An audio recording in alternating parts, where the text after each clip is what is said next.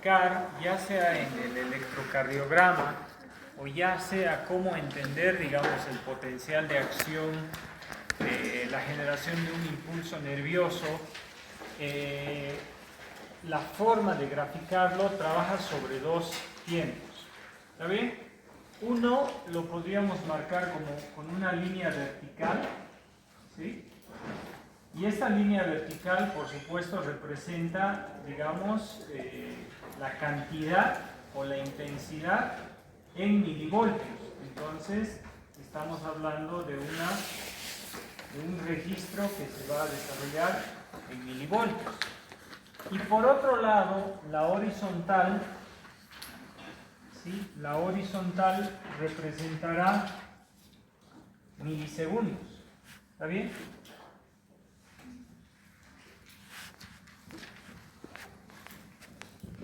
Que es básicamente el tiempo en el que se va a desarrollar, o en el tiempo de duración del fenómeno eléctrico o fenómeno bioeléctrico. Entonces tenemos una vertical que marca la intensidad en milivoltios y la horizontal que marca en tiempos. Entonces, como esto está marcado en milivoltios, podemos partir precisamente del potencial en membrana, que sería, por ejemplo, del nodo sinoauricular. Hablábamos que estaba, por ejemplo, acá a menos 70 milivoltios. Luego teníamos otro acá que podría estar a menos 60 milivoltios, a menos 55 milivoltios, y así sucesivamente hasta llegar a un nivel de 0, y acá vamos a tener más 10 milivoltios, más 20 y más 30, por decirlo así. En este segmento de intensidad hay un lugar que se determina el punto umbral. Ese punto umbral, por ejemplo, puede estar marcado a menos 65 milivoltios. Lo vamos a colocar acá con unas líneas horizontales, o en la horizontal con un puntilleo, que digamos esta es, o a esto se le denomina punto umbral. ¿Está bien?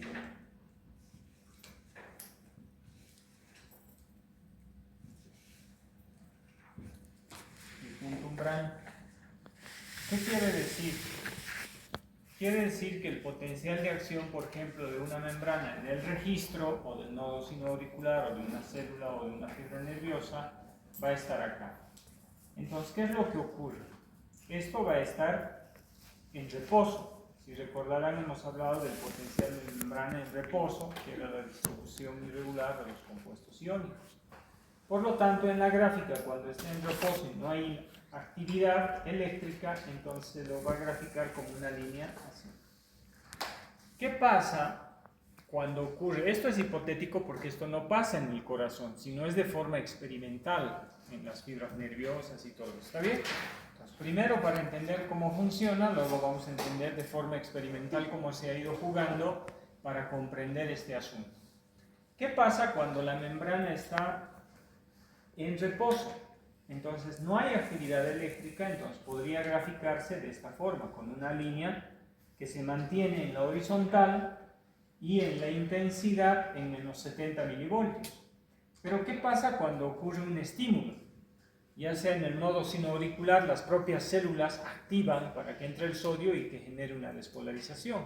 O ya sea en la piel, por ejemplo, en el caso de ustedes, si le echan un pellizco acá, que duele mucho en este sector, entonces activan eso, ¿no? El estímulo va a activar. ¿Qué pasa con eso? Pasa que cuando empieza a ingresar sodio, esto va a empezar a subir. Pero al subir, tiene que alcanzar el punto umbral para generar un potencial de acción. ¿Por qué?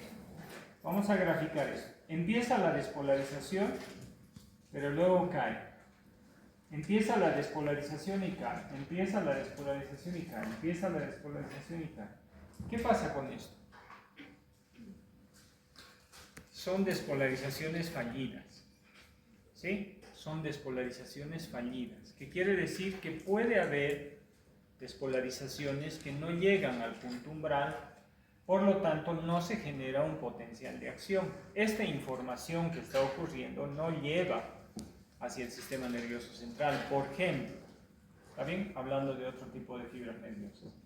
Pero ¿qué pasa si ocurriría que este potencial de acción, tanto en intensidad como en cantidad de tiempo, y ahí vamos a hablar de dos términos ya para el próximo parcial, ya me estoy adelantando, la reobase y la cronaxia. Si ustedes buscan qué es reobase y qué es cronaxia, van a encontrar el concepto de que es la cantidad de tiempo suficiente que dura un estímulo para alcanzar el punto umbral. Y la reobase será la cantidad, digamos, o la intensidad de esto y de tiempo que necesita el estímulo para alcanzar el punto umbral. ¿Qué pasa cuando ese estímulo alcanza tanto la intensidad en milivoltios para generar una despolarización y el tiempo alcanzan el punto umbral? Justo cuando llega a chocar este punto umbral, entonces todas las proteínas canal, que son estas que dibujábamos anteriormente, las proteínas canal voltaje dependientes, de hecho las dibujamos aquí porque son voltaje dependientes de sodio, entonces las compuertas se abren, dejando entrar el sodio pero abruptamente, no como al principio, estaba entrando sodio pero era muy poco sodio que entraba. En cambio, cuando alcanza el punto umbral, todas las proteínas voltaje dependientes se empiezan a abrir y el sodio empieza a ingresar abruptamente. Entonces ahí esto puede dispararse hasta arriba, hasta alcanzar el menos 30, por ejemplo. Aquí en intensidad podemos poner el 30, y aquí el otro, y aquí el otro. Entonces está marcando la intensidad a la cual puede llegar. Entonces de hecho tiene un pico alto, que generalmente siempre oscila por ahí, que puede llegar hasta más 30 como máximo, y luego va a generar una meseta y después cae. ¿Está bien? ¿No necesita el equipo? No, ¿qué pasó cuando llegó, digamos una pregunta que puede ser para la próxima igual, ¿qué pasa cuando un estímulo llega al punto umbral? ¿Qué pasa? Todas las proteínas voltaje dependientes para el sodio se abren. ¿Sí? Eso es lo primero que debo pensar. ¿Qué pasa cuando un estímulo llega al punto umbral? ¿Sí? Todas las proteínas voltaje dependientes para el sodio se abren. ¿Qué pasa? Otra pregunta. ¿Qué pasa cuando el sodio entra por las proteínas canal voltaje dependientes que se abrieron? Se despolariza. Entonces, eso es lo que ocurre en este punto umbral. Ahora, si nosotros entendemos este concepto, quiere decir que una vez que has alcanzado el punto umbral, ya nada puede detener esta subida. ¿Está bien? Ya no la puedes detener. Ya no depende de ti. Es como el pellizco. Si le pellizcas suavito no le va a doler, pero si le pellizcas fuerte no hay nada que hacer. Sí o sí le va a doler, ¿sí o no? Porque te pellizques. Entonces, esa, por ejemplo, es una teoría que se llama la teoría del todo o nada. Todo, si alcanzas el punto umbral, todo se despolariza, ¿sí? Y no la puedes detener. Y el impulso nervioso va a viajar. ¿Está bien? Pero si no alcanzas el punto umbral, como por ejemplo las fallidas que les decía, entonces no ocurre la despolarización, no ocurre el potencial de acción. ¿Se entiende? Entonces, básicamente, eso es lo que nosotros deberíamos entender. Entonces, ¿qué significa esta línea en horizontal? Significa el potencial de membrana en reposo.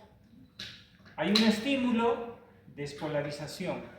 Si alcanza el punto umbral, se abren las proteínas, entra mucho más sodio del que estaba entrando y se genera la despolarización para este lado, hasta que alcance su pico más alto. Luego viene un periodo de meseta, en algunos casos sí, en otros casos no, dependiendo el tejido. Y luego viene, en este momento, en todo este momento de acá, lo que ha estado ingresando es sodio. ¿Está ¿Está bien? Cuando llega a la meseta, por la entrada abrupta de sodio, se empieza a abrir canales de potasio. O sea, el potasio empieza a salir, porque la célula la empieza a sacar para equilibrar un poco ahí dentro. Entonces, va a empezar a ocurrir eso hasta cierto punto, más o menos hasta acá, digamos. ¿Está bien? Posteriormente, en este punto, se van a abrir canales de calcio para que el calcio ingrese. Entonces acá más o menos es salida, o mejor dicho, estamos hablando en este lado, entrada de sodio, vamos a poner así, a la célula, entrada de sodio, entonces se despolariza, salida de potasio, está queriendo reequilibrarse, pero a la vez entra un poco de calcio, ¿sí? No le deja tanto, y luego en este periodo de acá, se activa la bomba de sodio y potasio.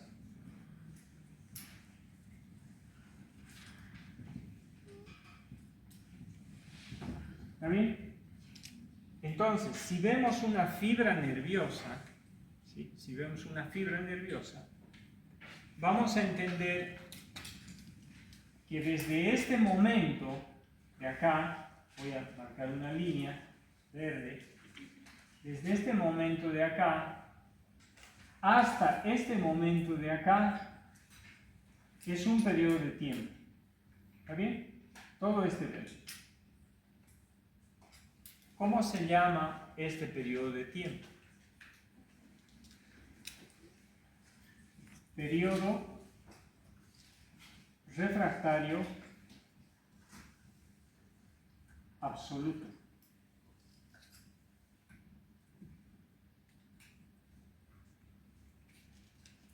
Es muy fácil, muy sencillo. El periodo refractario absoluto, si ustedes se fijan bien, es un periodo de tiempo, porque está en milisegundos, en el cual la fibra nerviosa, la célula, lo que se haya despolarizado, o mejor dicho, lo que haya ocurrido acá, que es la despolarización, básicamente se encuentra redundando despolarizado. A ver, de nuevo, el periodo refractario absoluto es desde que comenzó el estímulo hasta el que alcanza su pico más alto y luego empieza a querer reequilibrarse. Todo este periodo de tiempo, que es periodo de tiempo refractario absoluto, quiere decir que la fibra nerviosa, la célula, el nodo sinoauricular está despolarizado. Quiere decir que está lleno de sodio. ¿Sí o no? Aquí un poquito está tratando de salir el potasio y entra calcio, pero está lleno de sodio. ¿Sí? Entonces, ojo con esto. El periodo refractario absoluto, ¿cómo se encuentra la membrana de lo que se haya despolarizado? O mejor dicho, de cualquier tejido. ¿Cómo se llama? O perdón, ¿cómo está despolarizado? ¿Sí? Entonces, periodo de tiempo en el cual la membrana celular de cualquier tejido está despolarizada.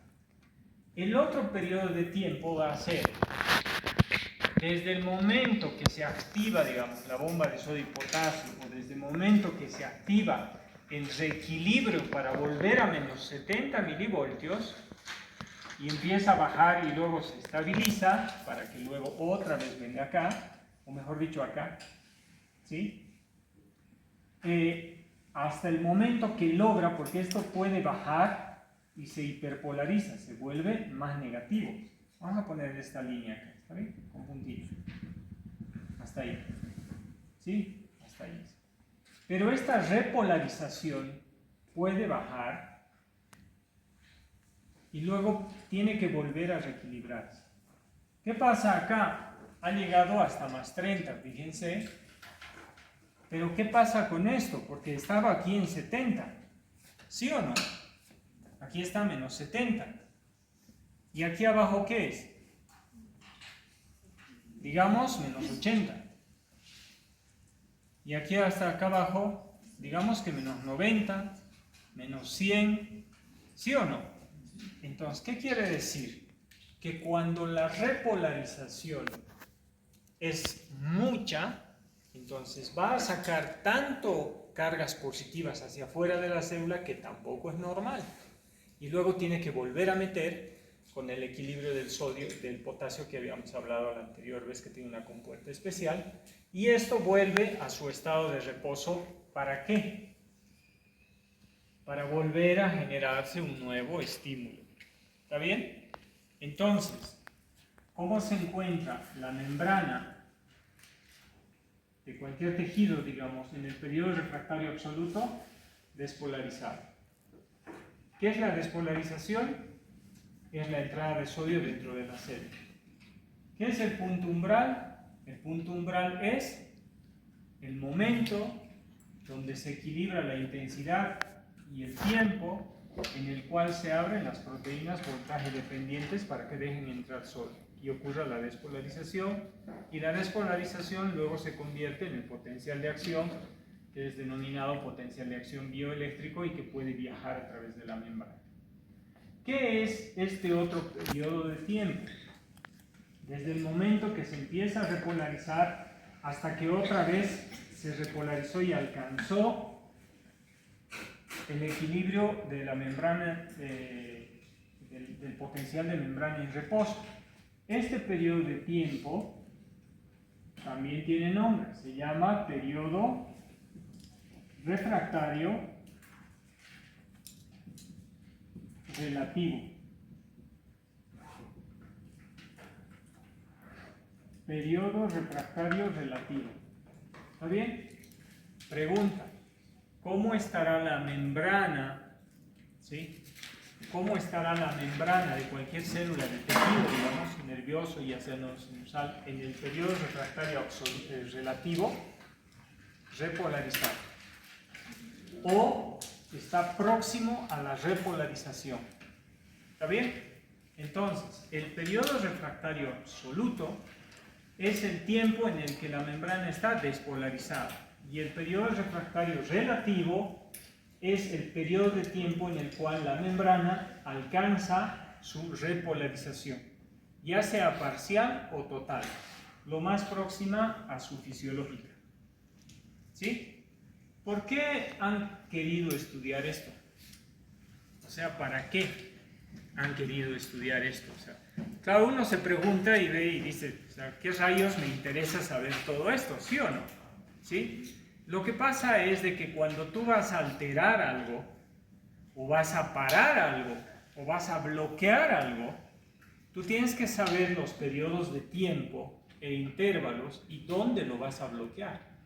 ¿Sí? Y debes entender cómo funciona para poder bloquear. Por ejemplo, en el caso de anestésicos locales, anestésicos generales, en el caso de que quieras hacer alguna intervención, los cardiólogos, por ejemplo, deberían dominar todo lo que es la onda P, Q, R, S, T y los intervalos. Y los intervalos no generales, inclusive los específicos, ¿sí? Que ahora lo vamos a mencionar algo.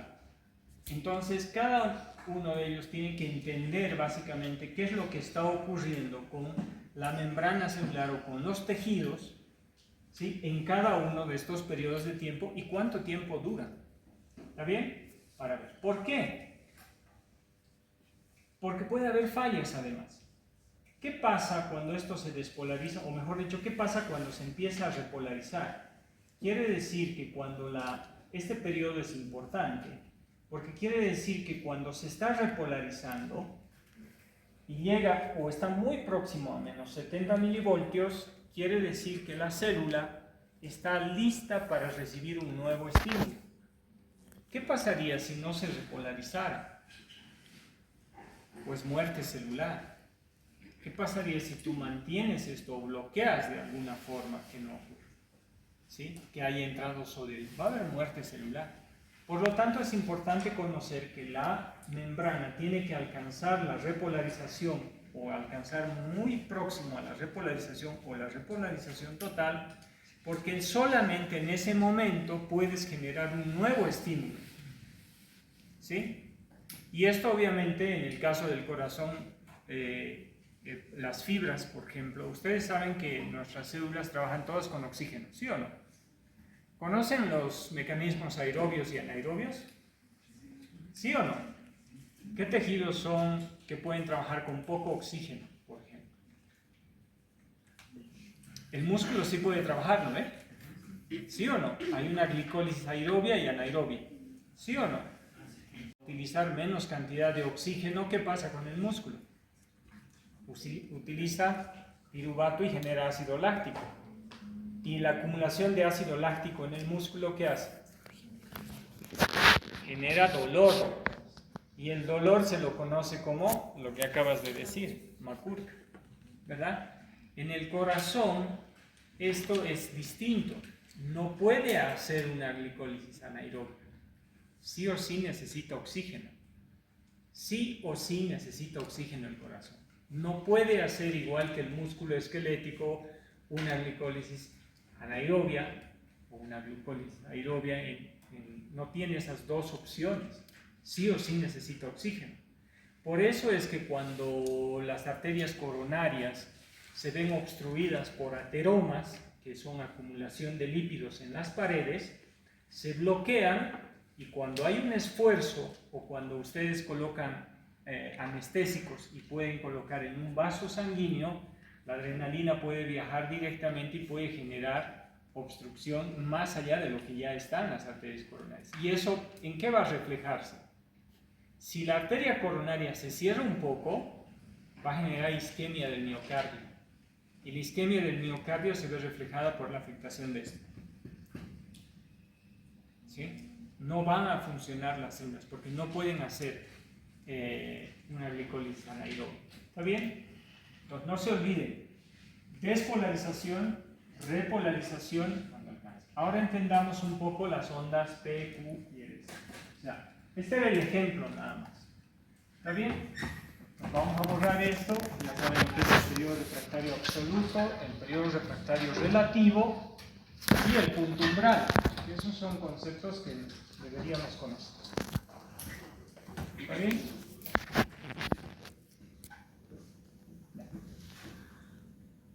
Veamos.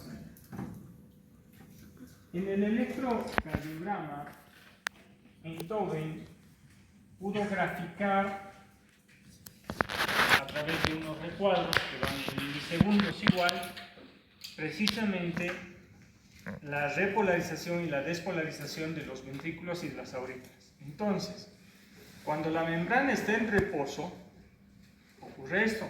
¿Recuerdan a cuánto estaba cargado el nodo sinoauricular? Menos 70. ¿Y a cuánto estaba cargado las células miocárdicas? Menos 90, porque es músculo, ¿no? Entonces acá digamos a menos 70 milivoltios, ¿sí? Lo mismo va a haber milisegundos y milivoltios. Entonces, esta primera despolarización, vamos a colocar acá el punto umbral, porque de hecho, como son especiales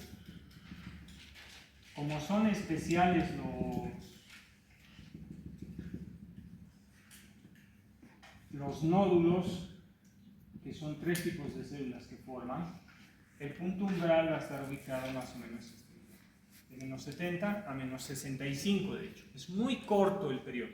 No es lo mismo que en el músculo, no es lo mismo que en un sistema nervioso. De las células cardíacas, y hablando del nodo sinoauricular, que es donde empieza el impulso eléctrico, entonces va a estar el punto umbral a menos 65 milivoltios. Ahí está su punto umbral. ¿Está bien? ¿Qué era el punto umbral? Era el momento en el que todas las proteínas voltaje dependientes para el sodio se abrían, y ya está. Entonces ocurre la despolarización, alcanza el punto umbral y se despolariza y se repolariza. ¿Está bien? Esta onda se la conoce como onda P. Y esta onda P representa lo que es la despolarización y repolarización de los, o mejor dicho, de las aurículas.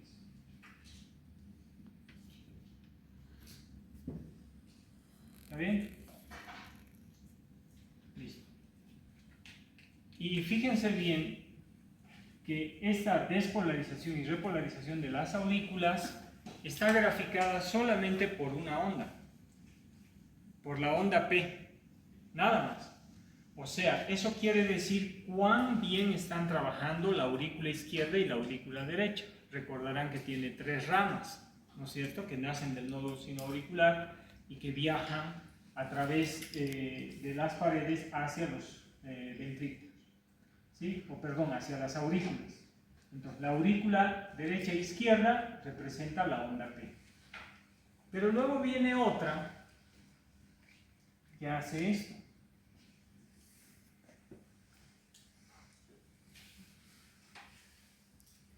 Inclusive puede hacer esto. ¿Está bien? Esta representa el complejo QRS.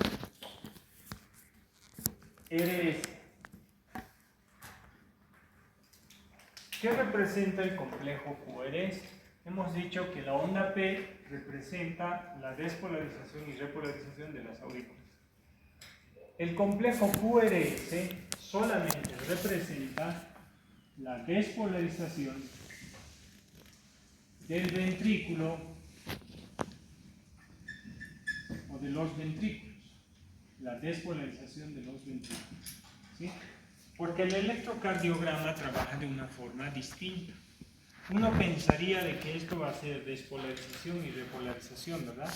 Pero en este caso el gráfico del electrocardiograma trabaja de una forma distinta. ¿Está bien? Sin embargo, se le representa su mayor actividad estará relacionada al ventrículo izquierdo, porque es el más voluminoso y el que trabaja, digamos, con mayor fuerza para hacer que la circulación trabaje correctamente. Entonces, esta representará tanto la despolarización de los ventrículos en ambos casos. ¿Y por qué cae? Dice uno, ¿no? O sea, ¿por qué se registra la caída? Lo que sucede es que el intervalo de tiempo en este es demasiado corto y casi el músculo, cuando hablamos del músculo cardíaco, no tiene periodo refractario relativo, se suma directamente, ¿sí? Muy bien, el complejo QRS entonces representa la despolarización de los ventrículos. Y luego vamos a tener otro complejo que se llama el complejo o la onda T. Y a esta onda T es la que se la conoce como, bueno, aquí le vamos a poner el complejo QRS, y aquí la onda T que representa la repolarización de los ventrículos. ¿Está bien? Entonces, cada vez que nosotros veamos esto, esta onda quiere decir despolarización y repolarización de las aurículas, despolarización de los ventrículos y repolarización de los ventrículos. ¿Sí? Pero, ahora, esto está solapado con la actividad del músculo, porque esto es nodo sinoauricular, nodo aurículo-ventricular, el haz de His, la rama derecha-izquierda y las fibras de Purkinje que hemos visto en la anterior. ¿Sí? Esto representa eso. Si representaríamos gráficamente lo que pasa en el músculo, tiene periodos refractarios distintos. ¿Está bien? Entonces, básicamente es esto. Ya. Entonces, posibles preguntas importantes para el examen.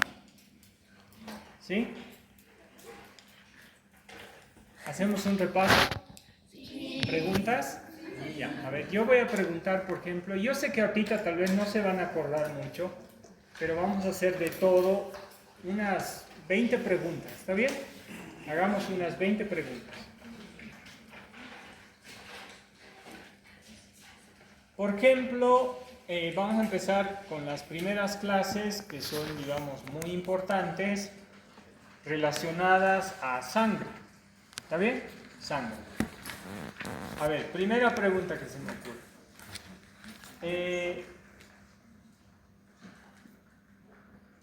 Vayámonos a glóbulo rojo. Saturación de oxígeno. A ver, ¿qué es la saturación de oxígeno? O determine ¿Qué significa saturación de oxígeno? ¿Recuerdan eso o no? ¿No? Ya, pregunta entonces. Saturación de oxígeno. Cantidad de oxígeno fijado a la hemoglobina. ¿Sí o no? ¿Está bien? Ya. ¿Por qué está determinada la presión parcial de oxígeno?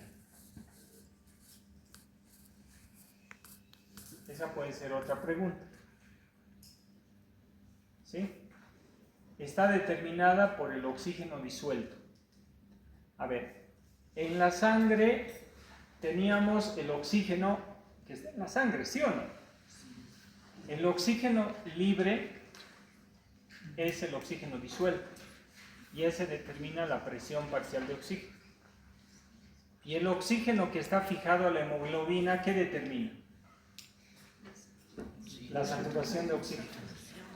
Ya. Entonces ahí, eso ténganlo claro, ¿está bien? Porque sí es importante porque muchos van a ver, digamos, en algunos casos, lo que es el oxímetro de pulso. ¿Recuerdan? Que te ponen en el dedito. Entonces es importante saber. Entonces, ojo, el oxígeno en sangre puede estar de dos formas, por si acaso. Libre, y eso se llama oxígeno disuelto. Eso determina la presión parcial de oxígeno. Y el oxígeno que está fijado a la hemoglobina determina la saturación de oxígeno. ¿Está bien? Ya, perfecto. ¿Cuánto es la presión parcial de oxígeno en sangre después de salir de los pulmones? 104 milímetros de mercurio. ¿Cuánto es la saturación de oxígeno? ¿Debería ser al 100% o no? Porque pasa por el pulmón y se llena de oxígeno. Pero al salir del pulmón y llegar al corazón, el oxígeno baja 2 de porcentaje. ¿Por qué? Porque el pulmón también consume oxígeno, ¿sí o no? Se consume el oxígeno y ya no sale al 100%, sino sale al 98%. Y de hecho, hasta 94%, 92%, ahí debería ser la saturación de oxígeno. ¿Está bien? Ahora, más bajo de eso y hay peligro de muerte del paciente, ¿no? Pues bajan de 90 para abajo. Ya, bien. Ahí, por ejemplo, de la hemoglobina. ¿Qué más de sangre que habíamos visto? Ya. ¿Cuánto es la cantidad de hemoglobina? Les he pasado un cuadrito en el grupo, ¿verdad? Ya. Entonces, cantidades. La hemoglobina, cantidades de la hemoglobina en sangre. De 14 a 18 miligramos por decilitro. Pero ustedes revísenlo el cuadrito, porque en base a eso va a estar la respuesta. ¿Está bien? Ya. La hemoglobina en sangre, ¿cuánto debería ser? De 14 a 18 miligramos por decilitro. ¿Está bien? ¿Cuánto va a ser para la mujer y para el varón? De 14 a 16 para la mujer y de 16 a 18 para el varón. ¿Por qué es importante determinar la cantidad de hemoglobina? Porque va a estar relacionado con las anemias, ¿sí o no? De hecho, digamos, si preguntamos una cantidad disminuida de hemoglobina, ¿qué tipo de anemia estará relacionada? Ferropénica, porque tú piensas automáticamente ¿qué necesito para formar hemoglobina? Hierro, ¿sí o no? Entonces, cada vez que piensen en hemoglobina y está baja, lo más probable es que le falte hierro, entonces la anemia será ferropénica. También se la conoce como anemia hipocrómica microcítica. ¿Por qué? Porque si ustedes piensan lógicamente, hipo es poco, hipocrómica, ¿quién le da el color a la sangre? La hemoglobina. Si no tienes hemoglobina, va a estar hipocrómico. Hipo, poco, color. Hipocromía. ¿Sí o no? Hipocromía. Entonces, con poco color. Entonces, esa anemia puede ser por falta de hierro, que es la anemia hipocrómica. Microcítica muchas veces. Olviden eso. En cambio, si te falta ácido fólico y te falta vitamina B12, ¿qué anemia podría ser? Megaloblástica. ¿Está bien? Entonces va a estar relacionado ahí. Luego, otra pregunta probable, digamos, que puede ser, porque sí les he mandado el cuadrito y sí hemos hablado de esto, es la serie roja del hemograma, ¿qué comprende? ¿Qué comprende la serie roja dentro de un hemograma? Recuento de glóbulos rojos. Claro, recuento de eritrocitos, hematocrito, hemoglobina y el volumen corpuscular medio. O sea, el tamaño del eritrocito. Esas 4 cosas. Revísenlo, la serie roja, les he enviado. ¿Está bien? Entonces, la pregunta puede ser un hemograma completo en su serie roja. ¿Sí? Tenemos las siguientes, ¿no? Recuento de glóbulos rojos, hematocrito, volumen corpuscular medio, y va a estar abreviado. Entonces, fíjense las abreviaciones, porque tal vez no va a estar completo. ¿Sí? HB va a estar, ¿y qué es? Hemoglobina. Entonces apréndanse las abreviaciones. ¿Está bien? Porque eso sí lo tienen que saber, porque viene abreviado muchas veces. El volumen corpuscular medio no va a estar escrito volumen corpuscular medio, va a estar BCM. ¿No ve? Entonces apréndanse las abreviaciones para reconocerlas directamente, porque en los hemogramas te viene así. ¿Está bien? Y de pronto ahí yo le puedo poner otra cosa. Entonces la pregunta va a ser, un hemograma completo en la serie roja está formada por, excepto una, ¿sí o no? Yo ahí le puedo poner, no sé, alguna cosa extra y ya está. Esa sería la incorrecta, ¿no ves? Porque lo que tiene que estar es recuento de glóbulos rojos, hematocrito, hemoglobina, volumen corpuscular medio. La que no sea esas, chao, descarta. ¿Está bien? ¿Qué otra pregunta también puede ser relacionada con eso? ¿Qué es el hematocrito? Puede ser una pregunta para llenarla. ¿Está bien? ¿Qué es el hematocrito? Es la relación en porcentaje entre los glóbulos rojos y el plasma sanguíneo. ¿Recuerdan que en un tubito de ensayo todo se iba para abajo y estaban los glóbulos rojos concentrados hacia abajo y arriba estaba el plasma?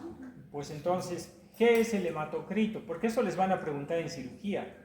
Todo lo que les pregunte ahora está dirigido para tercer y para cuarto año. ¿Sí? Entonces, ¿qué es el hematocrito?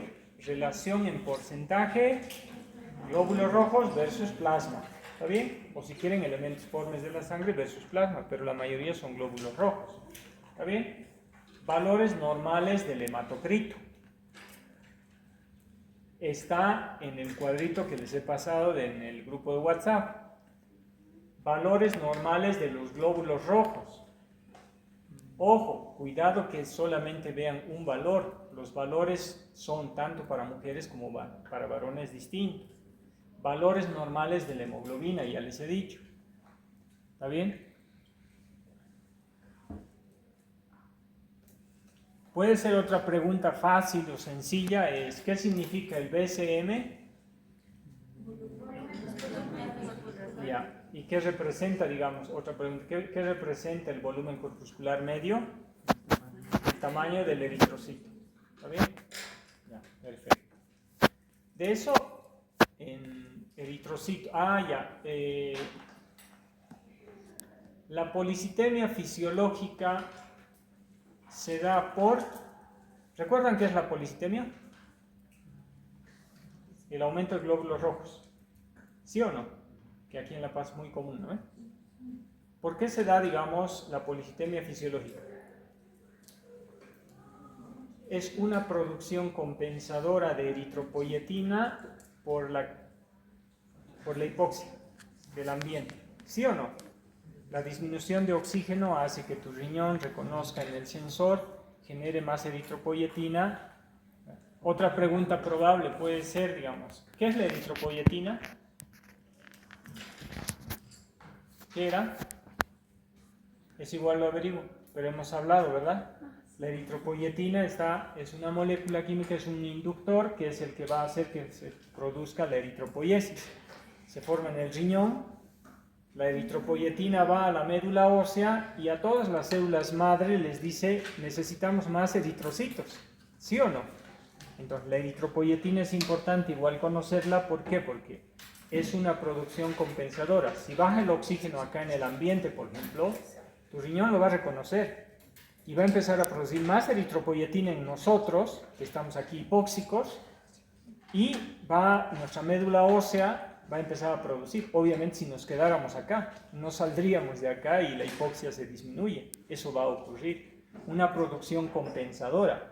Todos nos quedamos encerrados aquí 2 meses, ¿sí? Y a baja cantidad de oxígeno, y tu organismo lo va a reconocer. Y va a decir que como no hay oxígeno, entonces hay que producir más glóbulos rojos porque asume que el glóbulo rojo es el que lleva el oxígeno. No dice no hay oxígeno en el ambiente. Directamente interpreta que no hay glóbulos rojos. ¿Está bien? Por eso se dice dentro de las respuestas, si lo googlean, dice es una producción compensadora de eritropoyetina a la hipoxia del ambiente. ¿Está bien? Muy bien. Otra pregunta probable de coagulación. Repasen bien coagulación y de ahí también va a ser recuento valores normales de las plaquetas. Pregunta, valores normales de las plaquetas. ¿Cómo se llama la disminución y el aumento de las plaquetas? Son preguntas grandes, pero en base a eso vayan ordenándose. Otra pregunta probable, digamos ahí, es ¿qué efecto tiene la aspirina sobre la coagulación? ¿Cuál era el efecto? Inhibe la agregación plaquetaria. Otra pregunta, ¿quién es responsable de la adhesión plaquetaria? La glicoproteína B1, está en la clase. ¿Quién es responsable de la agregación plaquetaria? El tromboxano A2. ¿Ya? Pregunta. Cascada de coagulación, pregunta clave. ¿Qué factores de la coagulación son vitamina K dependientes? El 10, el 9, el 7, el 12. ¿Lo ven? Ya. Después ahí también, ¿por qué factor de coagulación inicia la vía intrínseca? Por el 12. ¿Por qué factor de coagulación inicia la vía extrínseca? Por el 7. ¿Verdad? Ya. ¿Qué factor de coagulación es la protrombina? El 2.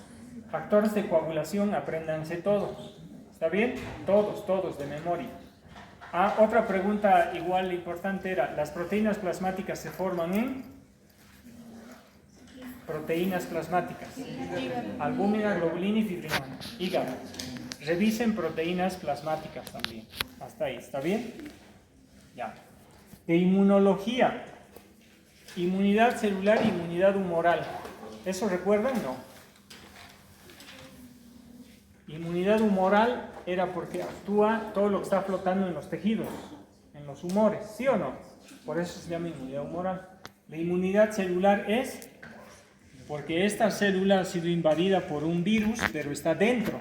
Y yo no sé si tiene un virus dentro, porque no lo reconozco. Por fuera parece normal, parece de segundo año, todo está normal, pero no es de segundo año. ¿Está bien? Entonces, hay algo en su interior que está mal, y esa es la inmunidad celular. No confundir. ¿Está bien? Otra pregunta clave, igual que es fácil, pregunta grande y general. El organismo te defiende de 2 formas frente a agentes patógenos, o a lo que sea. No. Eso, fagocitando y generando linfocitos sensibilizados. ¿Y qué hacen los linfocitos sensibilizados? Generan anticuerpos, producen anticuerpos. ¿Está bien? No se olviden, esa pregunta igual es general. Es una pregunta que para nosotros debería ser sencilla, pero a veces no se la entiende. ¿Está bien? El organismo solo trabaja de 2 formas. General, o fagocitan o se clonan para formar linfocitos sensibilizados. ¿Y qué hacen los linfocitos sensibilizados? Generan anticuerpos. ¿Quiénes son células presentadoras de antígeno? Células dendríticas y los linfocitos B son presentadores de antígeno. ¿Qué más hay? De inflamación igual va a entrar. Entonces revisen bien los videos que tienen o la clase que tienen de inmunología y algo de sangre ahí, ¿no? Proteínas plasmáticas también ya les he dado ya. Y de esto ya les he dicho, entender despolarización, repolarización, punto umbral, ¿qué pasa con esto?